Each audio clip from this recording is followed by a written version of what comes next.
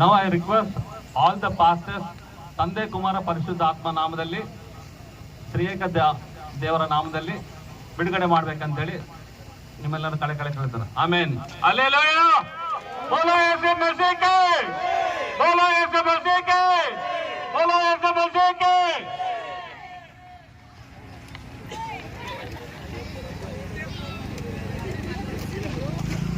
ಆ ಪರಿಶುದ್ಧ ಆತ್ಮ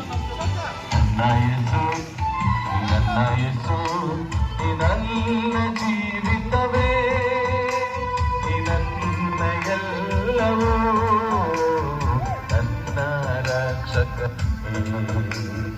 ನನ್ನ ರಕ್ಷಕನೇ.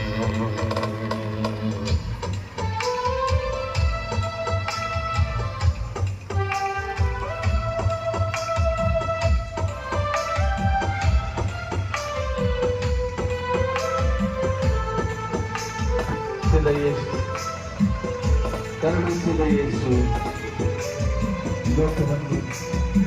ಲೋಕದಲ್ಲಿರುವ ಪ್ರತಿಯೊಬ್ಬರು ಮನುಷ್ಯರನ್ನು ಪ್ರೀತಿಸಲು ಧರೆಗೆ ಇಳಿದಾತ. ಪರಲೋಕದಿಂದ ಬಂದೆ ನನ್ನ ಪಾಪದ ಭಾರವ ಹೊತ್ತೆ, ಪರಲೋಕದಿಂದ ಬಂದೆ ನನ್ನ ಪಾಪದ ಭಾರವ ಹೊತ್ತೆ, ನನ್ನ ಪ್ರೀತಿಸುವುದಕ್ಕೆ ನೀ ಎಲ್ಲವ ಸಹಿಸಿಕೊಂಡೆ, ನನ್ನ ಪ್ರೀತಿಸುವುದಕ್ಕೆ ನೀ ಎಲ್ಲವ ಸಹಿಸಿಕೊಂಡೆ, ನೀ ಎಲ್ಲವ ಸಹಿಸಿಕೊಂಡೆ. ನನ್ನ ಯೇಸು ನಿನ್ನೆಲ್ಲ ಜೀವಿತವೇ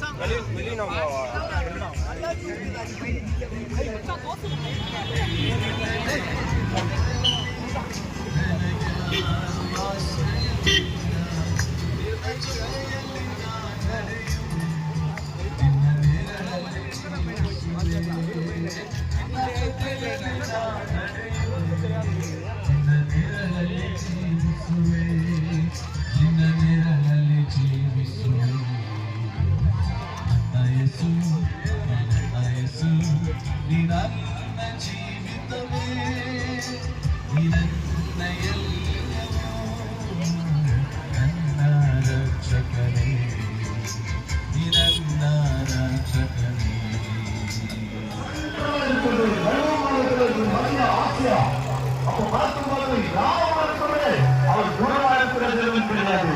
எல்லாருக்கு சமயமாயிருக்கிறவன். அப்போஸ்தலர் நடவடிக்கைகள் 10:36 சொல்லுகிறது, இயேசு கிறிஸ்து ஆனவர் எல்லாருக்கும் ஆண்டவர். அப்ப ரட்சிப்பு எல்லாருக்கும் மத்தியமாக இருக்கிறது. என்னை விசுவாசிக்கிறவன் மறித்தாலும் பிழைப்பான். பூமியில் இருக்கிறவர்களே என்னை நோக்கி பார்த்து ரட்சித்து அடையுங்கள் பெறுங்கள் சொல்லுவர். तेरे शरणों में झुके आसमां और महिमा गाए ज़मीन. ವಿಶೇಷವಾಗಿ ಯೇಸು ಕ್ರಿಸ್ತನ ಪುನರುತ್ಥಾನ ಶಕ್ತಿ ತಂದು ನಂಬಿಕೆಯಿಲ್ಲದ ಮನುಷ್ಯನಿಗೆ ಒಂದು ಜೀವನ. ಆದರೆ ಪ್ರಿಯರೇ, ಗಮನಿಸಬೇಕು, ನಾವು ಈ ಶರೀರ ಧರಿಸಿಕೊಂಡಿದ್ದೇವೆ. ಇದು ಮಣ್ಣಿನ ಶರೀರ. ಇದು ಈ ಮಣ್ಣಿನ ಶರೀರ ತಿರುಗಿ ಮಣ್ಣಿಗೆ ಸೇರುತ್ತದೆ. ಆದರೆ ನಮ್ಮ ಉಸಿರು ದೇವರು ತಂದಿರೋದು. ದೇವರು ಉಸಿರಿಗೆ ಸಾವಿಲ್ಲ. ಅದು ಒಂದು ಸ್ವರ್ಗ ಸೇರಬೇಕು. ಇಲ್ಲದಿದ್ದರೆ ನರಕ ಸೇರಬೇಕು ದೇವಜನರೇ. ಹಾಗಾದರೆ ಯೇಸು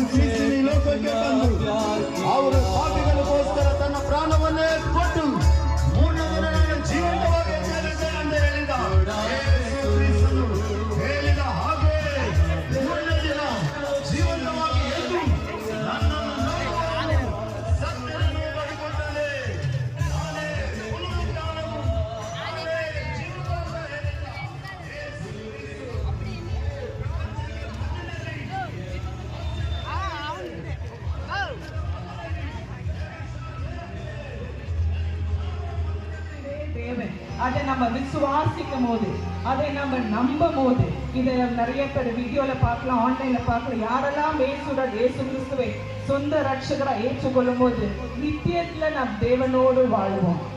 எல்லாரும் ஒரு நாள் மரித்து போவார்கள். ஆனால் இயேசுவை நம்புகிறதான அந்த கூட்டம் மரித்தாலும் பிழைப்பார்கள் என்று வேதத்துல பார்க்கிறோம். உயிரோடு எழுதினால் அன்பவன் நானே உயிர்த்தெழுந்திலும் ஜீவனுமா சொன்னதான அந்த தேவனை நம்ம விசுவாசிக்கும் போது, இயேசு கிறிஸ்துவை விசுவாசிக்கிறவர்கள் போகாமல் நித்திய ஜீவன் அடைவார்கள் என்று சொல்லியிருக்கிறார். அன்பான தேவ ஜனமே, நாம் தேவன் கொடுத்ததான அந்த ரட்சிப்பின் செய்தி, தேவன் கொடுத்ததான கிறிஸ்துக்குள்ளாக கொடுத்ததான அந்த விடுதலை, பரலோகத்தை நிச்சயத்தை நாம் பிறருக்கு காண்பிக்கத்தக்கதாக தேவன் இந்த கூட்டத்திலையும் இந்த டீமோ தேவன் தொடர்ந்து பயன்படுத்திட்டும் நாளுக்காக தேவன் கொடுத்த வாய்ப்புக்காக நன்றி செலுத்துகிற தேவன் எல்லாம் சொல்லிப்பாராக. ஆமென்.